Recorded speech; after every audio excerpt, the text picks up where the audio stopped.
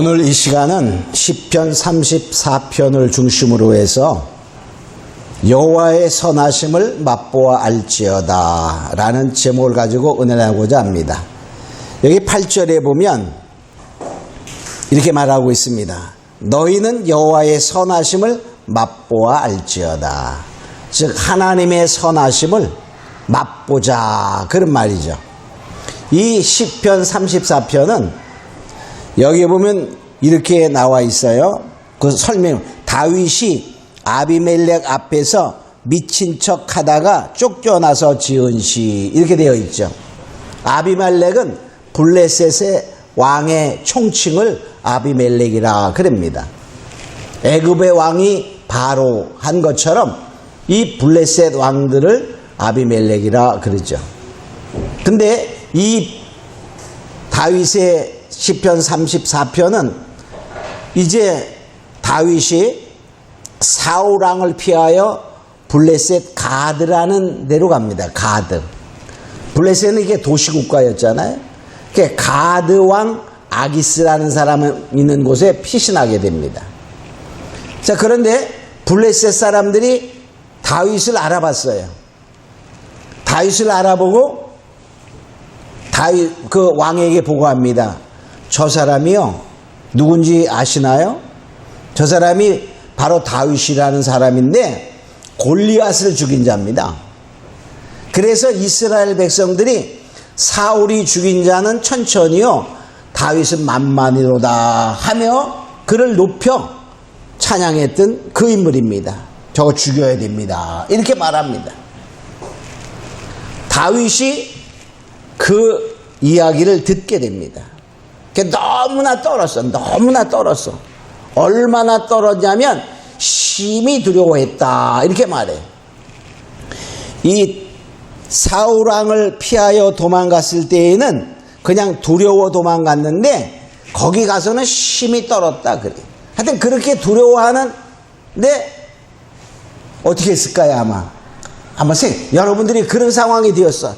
심히 두려운 상황이 되었어요. 그러면 여러분 뭐 하죠? 도망갑니까? 할 일이 뭐죠? 하나님을 바라보고 하나님께 기도하는 거예요. 그렇겠죠? 당연하죠? 하나님을 바라보며 표현은 못해도 얼마나 간절히 그가 기도했나 알 수 있어요. 그럴 때 지혜가 딱 떠올랐어. 미친 짓을 하자. 그래서 완전히 이 옛날에는 사람들이 이렇게 수염을 길렀잖아요. 수염에다가 침을 질질질 흘리면서 문가에 서가지고 이렇게 문을 극적극적거리면서 완전히 보면 미친놈이야 이게. 이렇게 미친 짓을 하는. 왕이 보고서 야, 신하들에게 화를 냅니다. 그때 이 블레셋에는 미친 사람이 좀 있었나 봐요.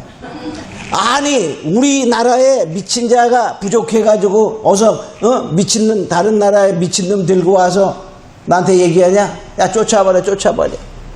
이렇게 해서 쫓겨납니다.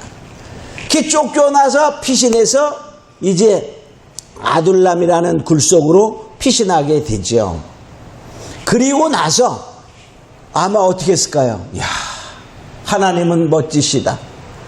그 위기에서 당연히 죽어야 되죠, 그죠? 그냥 거기에 잡힌 거나 마찬가지야. 그 아기스 왕에게 죽어야 되는데 거기를 하나님이 슬기롭게 피신하게 만들어. 아마도 이랬을 것 같아요. 보통 블레셋 왕이었으면 어떻게 했을까요? 그래? 조사해봐. 이래서 붙들어가지고 고문했을지도 몰라.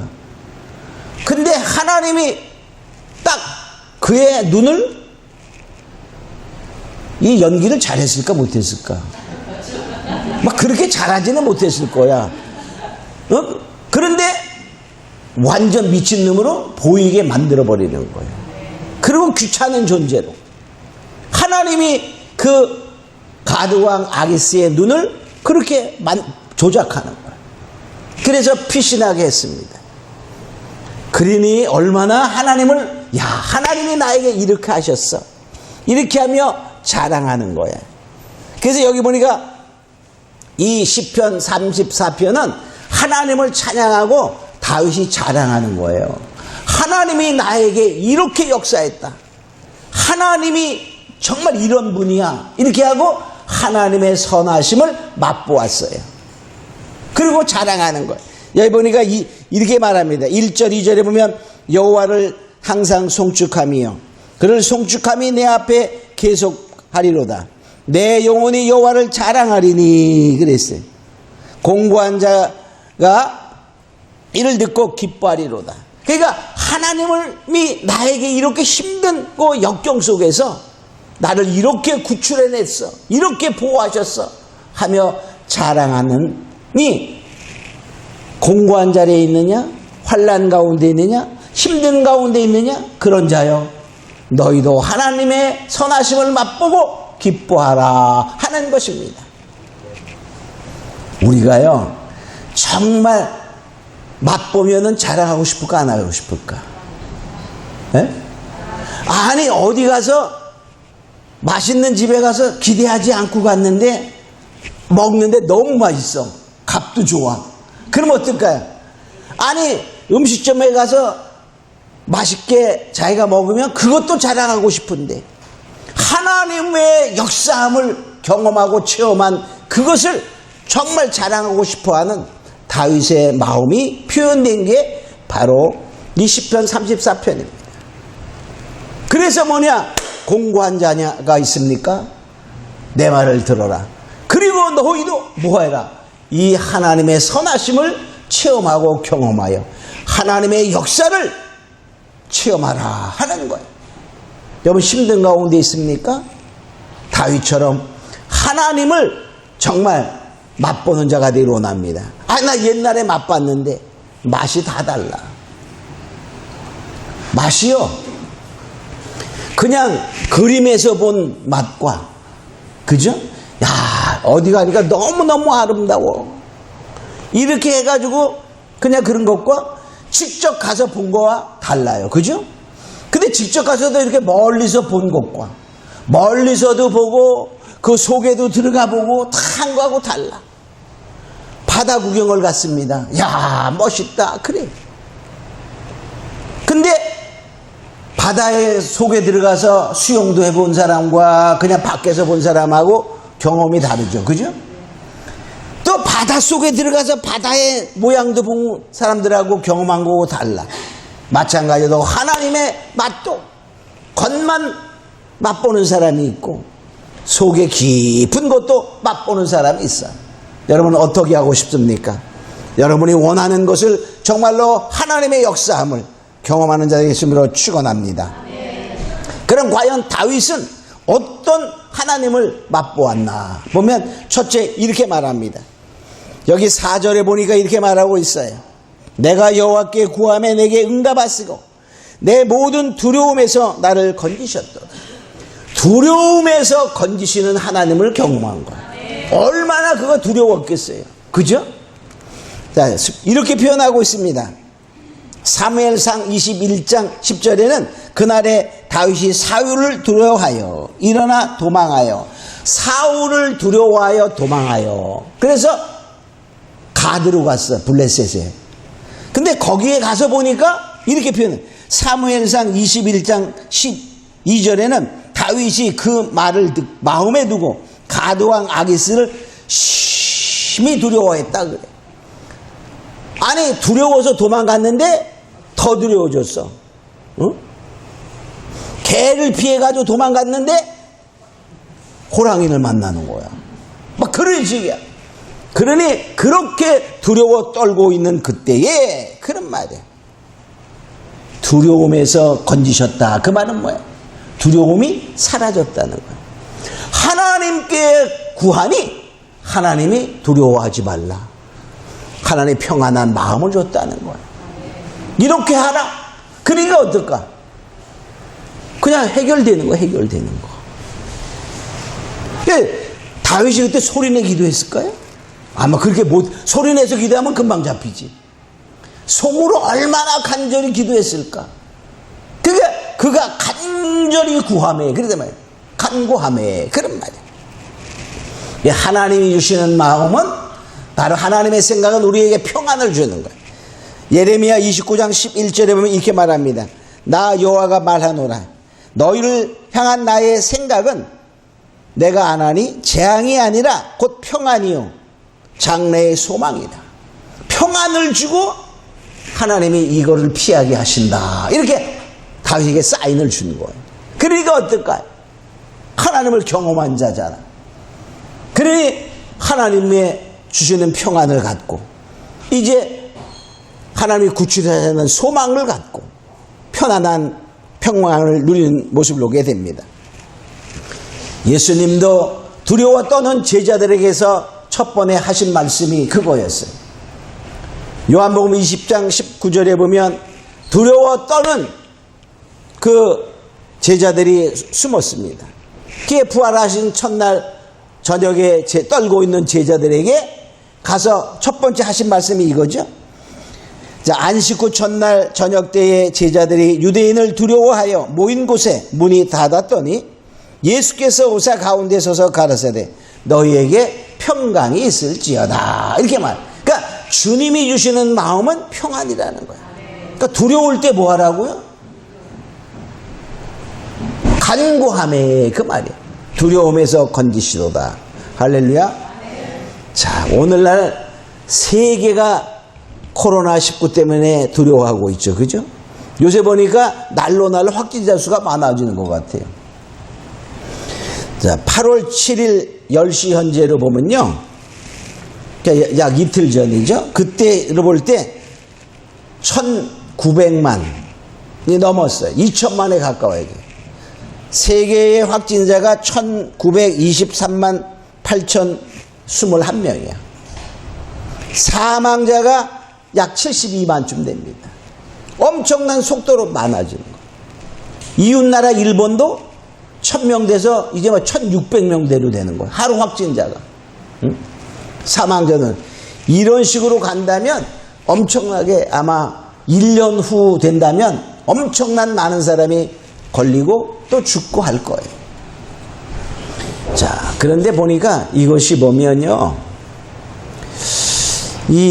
제가 이제 이거를 이렇게 한번 쭉 뽑아봤는데 유럽이 잘 살잖아요. 잘 살면은 의료도 좋고 다 발달되어 있을 것 같은데 확진자 수에 비해서 확진자도 물론 많지만 확진자의 수에서 사망 비율이 엄청 높아요. 유럽은 자, 영국이나 프랑스, 이태리, 독일, 스페인 중에서 독일만 사망률이 좀 적어. 확진자에서 사망률이 4.2%. 그래도 많은 셈이에요. 유럽에서 적다 그 말이야. 근데 이 영국이나 프랑스, 이태리는 약 14%쯤 돼요. 사망률이. 엄청나게 많아. 스페인이 9.0%, 영국이 14.9%, 프랑스가 12.8%, 이태리가 14%. 이렇게 엄청난 비율로 확진자에 비해서 사망자의 비율이 나와요. 우리나라 대단합니다. 우리나라는 확진자 수도 적고 사망자도 적어. 2.1%. 그래서 100명 중에 2명 죽는다는 거예요. 2.1%. 자, 이렇게 해서 이런 것을 볼 때 지금 보면은 전 세계가 다 그러잖아요. 아메리카 대륙에서는 미국과 브라질이 1등, 2등 다투고 있고, 응? 유럽에서는 러시아, 물론 인구가 많아서 그렇지만 러시아가 제일 많고, 그 다음에 아시아에서는 인도. 응? 또 보면 이렇게 아프리카에서도 많이 하는데 통계가 안 잡히는 애도 많을 거예요. 응? 또 이 중동에도 보면 이란, 이라크도 얘도 보면 이란에는 약 확진자가 33만쯤 됩니다. 또 거기도 사망률이 약 5.6%쯤 돼요. 이렇게 계속 확장되어 가는 것을 보면은 얼마나 사람들이 두려워. 그러니까 우리도 가끔 그런 생각이 들 수도 있죠. 가슴이 찌끔하다거나 뭐 그러면은 자, 그러나 뭐냐, 우리가 뭐야, 그때마다 우리 뭐 하는 거죠? 하나님께 간구하며, 할렐루야, 간구하는 마음. 하나님은 우리를 보호하신다 하는 그러한 믿음으로 하나님께 구하는 자 되심으로 축원합니다. 그래서 두려움에서 건져주시는 하나님을 경험한 거예요. 자, 두 번째로 보면 환난에서 구원하시는 하나님을 맛보았습니다. 여기 6절에 보니까 이렇게 나와 있습니다. 공고한 자가 부르짖음에 여호와께서 들으시고 모든 환난에서 구원하셨도다. 환난에서 구원하셨다. 환난에서. 그래서 시편 50편 15절에 이렇게 말합니다. 환난 날에 하나님을 부르라고 말해. 환난 날에 나를 부르라. 내가 너를 건지리니 내가 나를 영화롭게 하리로다. 환난이 있습니까? 우린 정말 환난 속에 있는 거예요. 그죠? 그때 하나님께 부르짖어라, 꼭 소리내서 부르짖어라 그런 뜻이 아니에요. 부르짖어라는 말은 하나님을 간절히 찾는 모습을 표현하는 거예요. 이때 다윗이 부르짖어 주여 여호와여 이렇게 했을까 못했을까? 못했어요. 그냥 속으로 막 기도하면서 미친 척 했지. 응? 자, 그래서 바로 뭐냐, 이 환난이 올 때는 하나님을 찾는 자가 되라. 그러면 하나님이 그 환난에서 건져주신다. 이렇게 말하고 있습니다. 자, 얼마나 사울왕을 피해서 도망다닐 때 자기의 신세가 처량했냐면 다윗은 이렇게 표현합니다. 자기는 죽은 개와 같다. 벼룩이와 같다.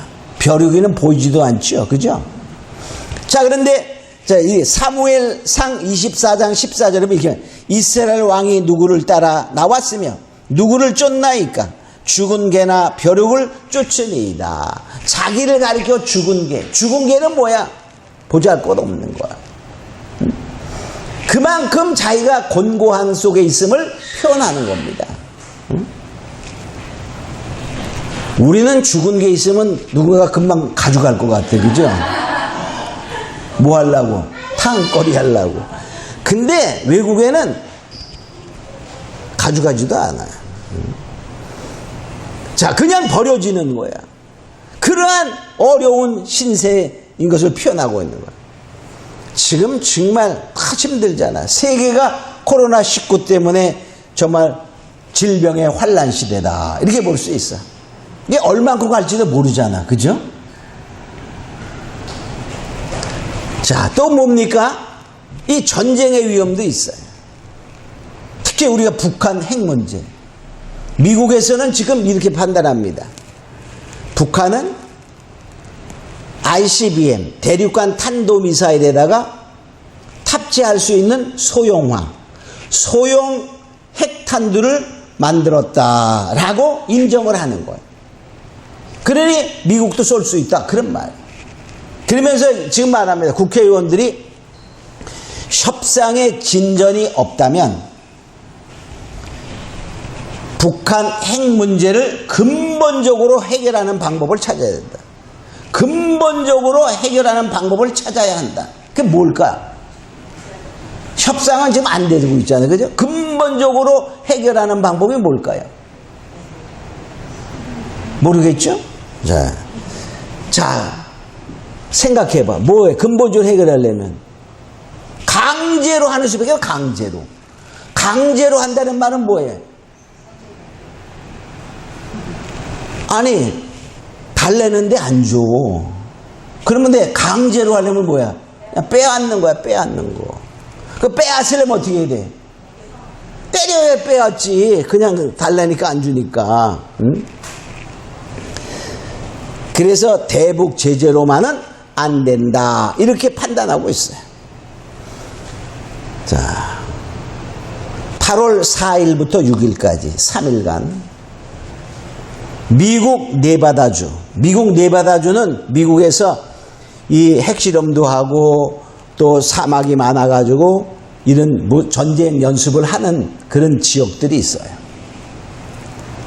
근데 거기에서 어떤 훈련을 했냐면 이 미사일 방어망을 촘촘히 만들었어. 방어망. 누가 공격해 오면은 방어할 수 있는 방어 시스템을 고밀도로 만들어 놓고, 그 다음에 미국의 스텔스기가 종류가 여러 가지 있어요. 정찰하는 스텔스기도 있고 폭탄 터뜨리는 것도 있고 여러 가지 그러한 그 스텔스기가 있는데, 그걸 전체를 가지고 3일 동안 훈련했어. 먼저 고밀도 방어망을 파괴하는 거야. 그래 놓고 폭격하는 훈련을, 실제 폭격하는 훈련을 8월 4일부터 6일까지 했습니다. 그럼 그동안에 무슨 일이 있었냐? 미국 항공모함 중에 도널드 레이건 항공모함이 있어요. 그게 우리나라 동해에 왔어. 그래가지고 동해에서 훈련을 했어. 근데 무슨 훈련인지 몰라. 근데 거기에 정확한 것은 핵 전문가들이 탔다는 거야. 핵 전문가들이 탔고 북핵 회수하는 거, 그런 훈련을 했다는 거야. 또 약 일주일 전과 그 사이에 우리나라 남해안 여러 항구가 있죠.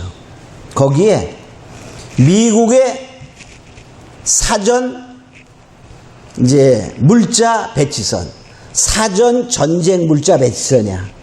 그것이 8척이나 들어왔다 나갔어. 왜 왔어? 그냥 놀러 왔을걸? 나왔어. 무슨 거? 사전 물자 배치선. 전쟁을 위해서 사전에 물자를 갖다 실어 나르는 그 배가 큰 배들이죠. 8척이나 왔다 갔어. 지금 정박하고 있는 것도 있는지 몰라. 일본의 3척.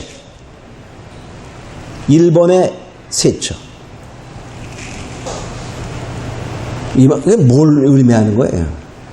만반의 준비를 하고 있다는 거예요. 만반의 준비를 하고 있다. 근데 우리는 뉴스에 안 나와서 몰라. 너무 우린 태평해. 이게 방심하면 사고 날 수 있어. 자, 그러니까 우리는 뭐하냐? 이제 그래서 하나님을 만나야 돼. 자, 그러한 어떠한 전쟁의 위험 요소가 있다는 거야.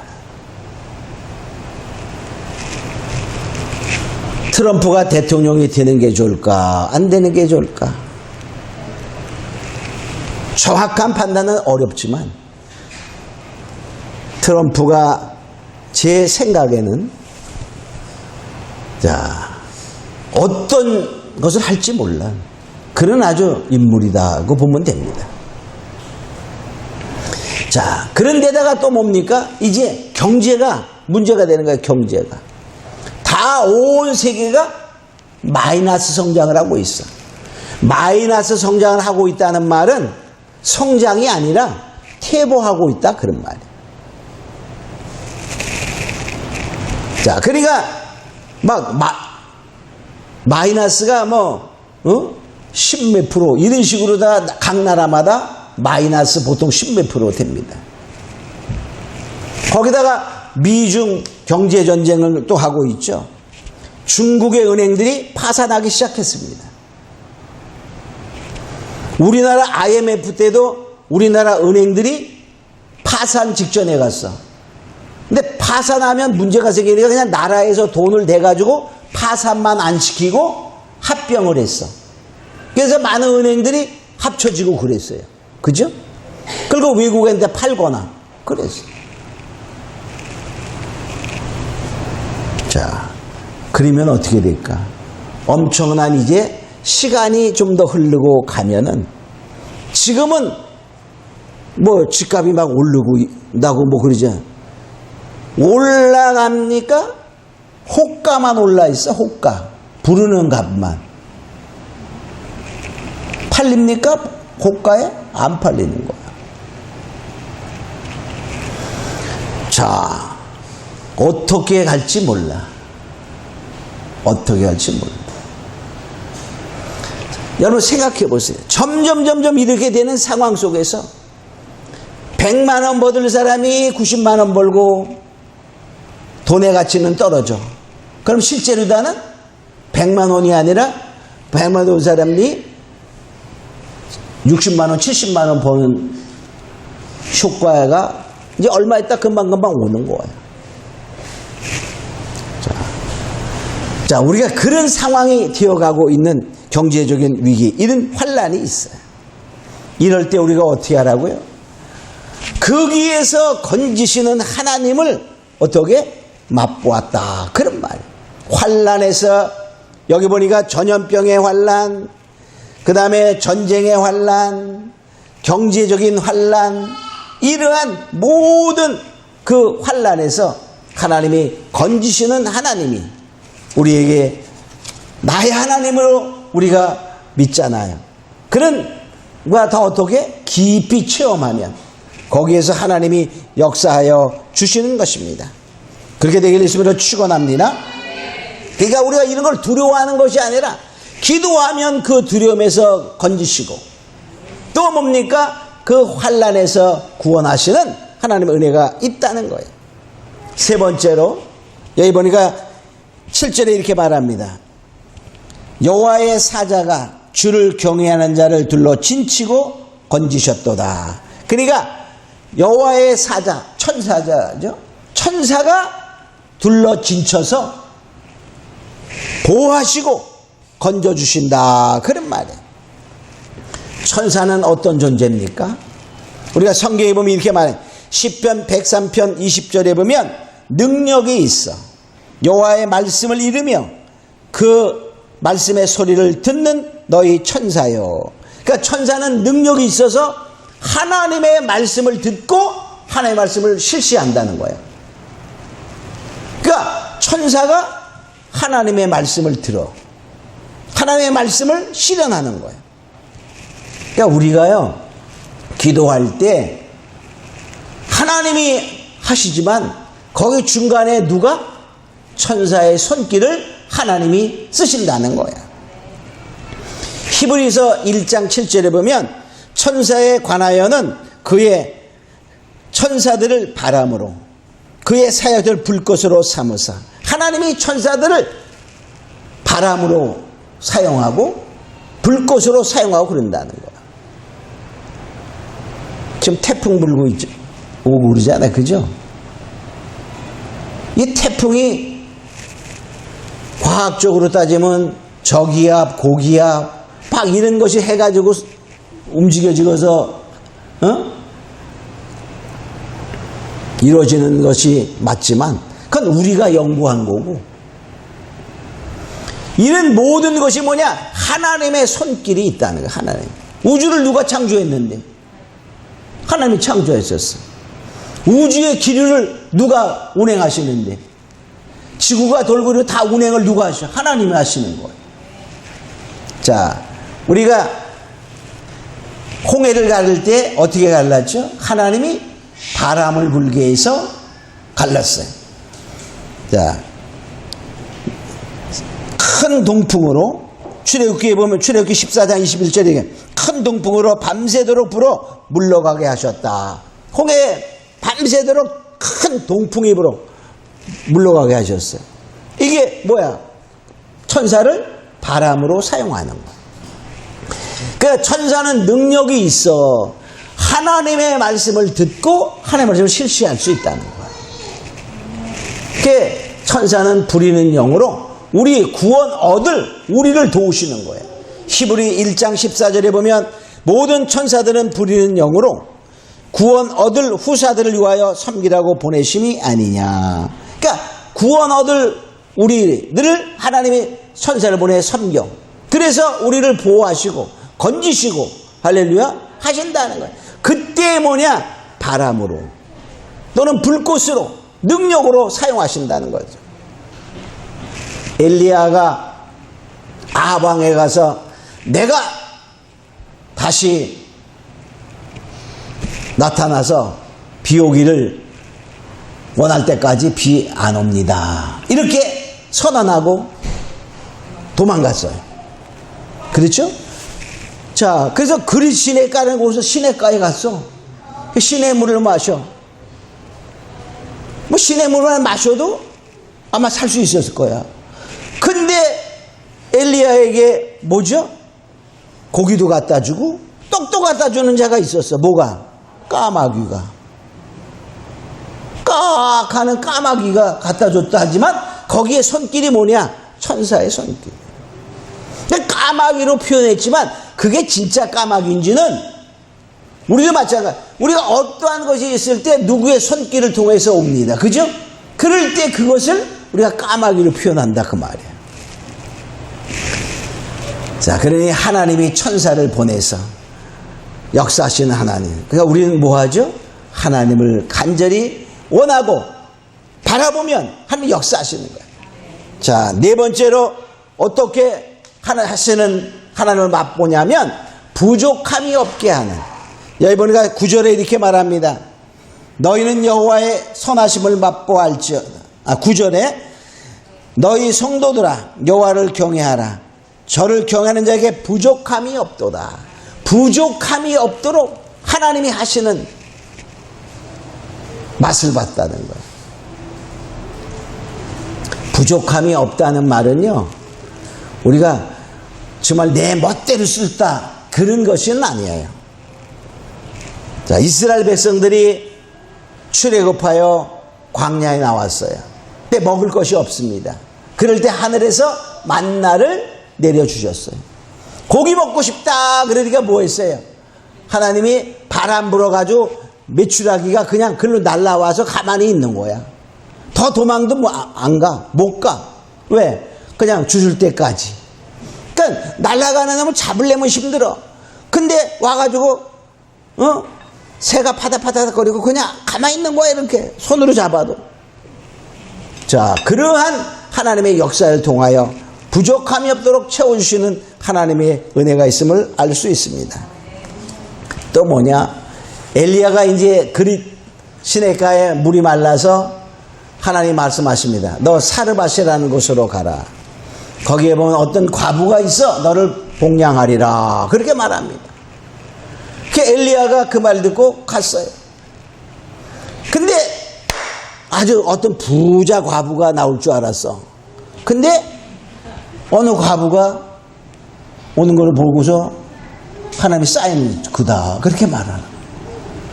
보니까 너무너무 가난해.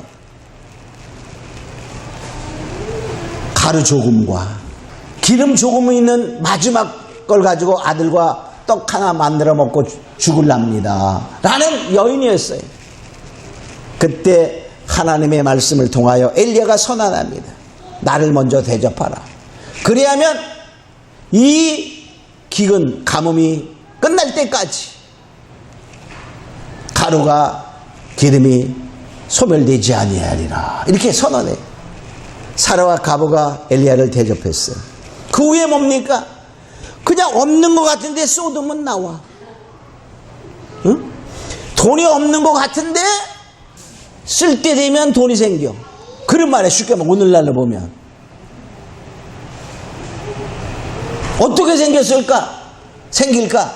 묻지를 마세요. 그건 나도 몰라. 그냥 하나님이 하신다는 거야. 아니 돈이 바람이 불어 오든지 바람 타고 오든지 바람 타고 올수가 없을까? 있어요. 믿는 자에게는. 자, 그래서 결과적으로 뭐냐, 우리가 이걸 보면 하나님이 부족함이 없도록 하시는 하나님. 자, 그러면 이러한 하나님을 두려움을 없게 하십니다. 환난에서 건져주십니다.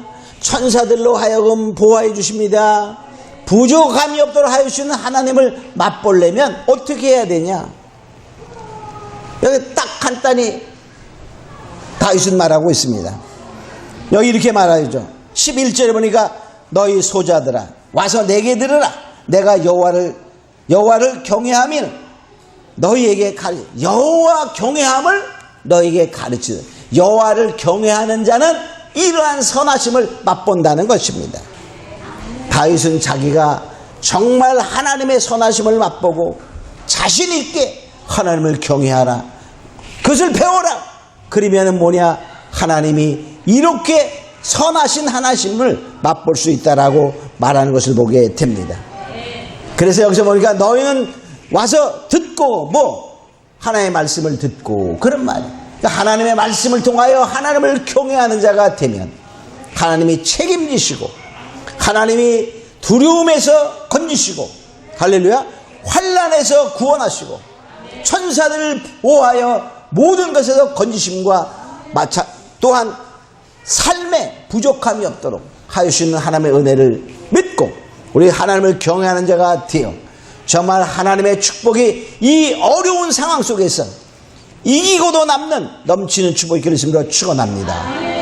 우리 잠깐 통서로 같이 기도하면서 정말 하나님의 그 선하심을 깊고 넓고 또 정말 길게 맛볼 수 있도록 하여 달라고 기도합니다.